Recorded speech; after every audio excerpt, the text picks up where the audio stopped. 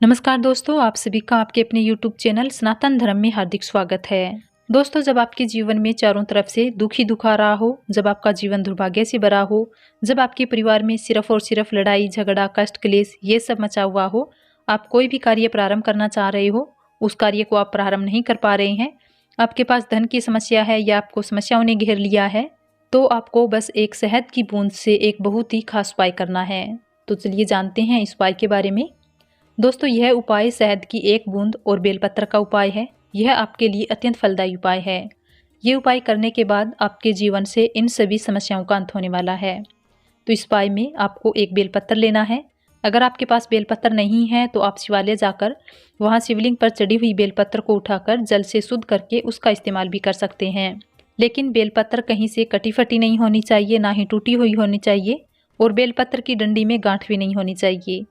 इस बेलपत्र के साथ आपको लेना है पीला चंदन। अगर आपके पास पीला चंदन है तो आप पीला चंदन ले सकते हैं।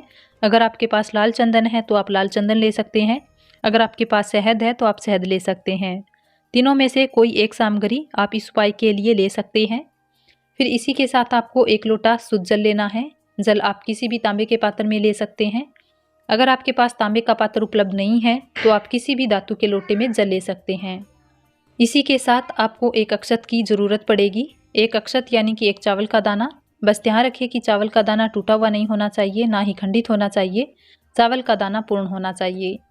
दोस्तों, जब आपके जीवन में ऐसा दुर्भाग्य चल रहा हो, आप कोई भी नया काम शुरू करना चाह रहे हो और आप वो काम शुरू नहीं कर पा रहे हो, कोई भी ऐसी विपत्ति, कोई ना कोई ऐसी समस्या आपके जीवन में आ ही जाती है जिससे आप वो काम नहीं कर पा रहे हैं और वो काम रुक जाता है, आगे बढ़ जाता है। तो आपके जीवन में इतनी सारी परेशानियां एक साथ आ गई है कि आप कोई भी कार्य शुरू नहीं कर पा रही हैं, तो आपको यह विशेष उपाय अवश्य करना चाहिए।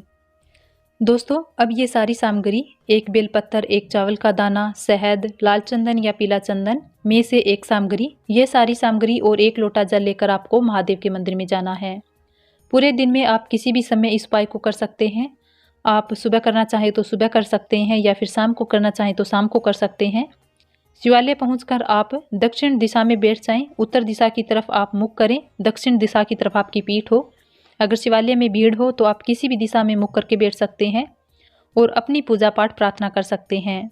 अब सबसे पहले आप जो 1 लोटा जल लेकर आए हैं वो जल शिवलिंग के ऊपर धीरे धीरे समर्पित कर देंगे। जल समर्पित करते समय आप लगातार श्री शिवाय नमस्तुभ्यम मंत्र का जाप करें। अब आप पीला चंदन या लाल चंदन या शहद, इन तीनों में से जो कुछ भी है वो आप अपनी अनामिका उंगली से बेलपत्र की सबसे पहले वाली पत्ती, जो सबसे बड़ी पत्ती होती है, जो आगे वाली पत्ती होती है, उस पर चिकनी तरफ आप उस पर बिंदी लगा देंगे। आप चंदन की टिक्की लगा रहे हैं तो थोड़ा सा जल से गीला करके लगाएं, सूखे चंदन की टिक्की नहीं लगानी है। अपने दाहिने हाथ की अनामिका उंगली से इस बेलपत्र की सबसे बड़ी वाली पत्ती पर टिक्की लगानी है।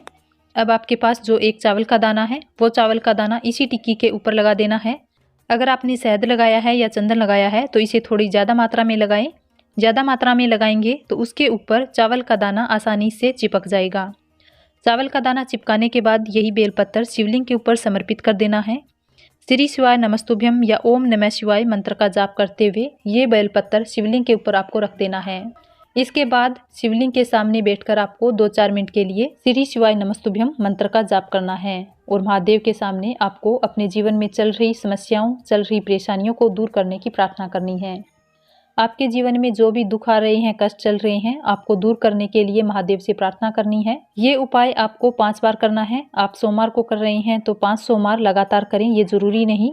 आपने पहली बार सोमवार के दिन किया है, फिर उसके बाद अगला सोमवार आता है, उसके बीच में अगर प्रदोष पड़ रहा है या मासिक शिवरात्रि पड़ रही है तो आप इस उपाय को इन दिनों में भी कर सकते हैं। आप सोमवार को कर लीजिए, फिर प्रदोष में कर लीजिए, फिर सोमवार को कर लीजिए, फिर अगर मासिक शिवरात्रि आ रही है तो उसमें कर लीजिए। आप इन दिनों में भी इस उपाय को कर सकते हैं। आप इन तीनों को मिलाकर, सोमवार, प्रदोष और मासिक शिवरात्रि, इन तीनों को मिलाकर आपको 5 बार ये उपाय करना है। अगर 5 बार शिवलिंग के सामने आप ये उपाय कर लेते हैं तो यकीन मानिए आपके जीवन में सभी दुखों का, सभी परेशानियों का अंत धीरे धीरे होना शुरू हो जाएगा।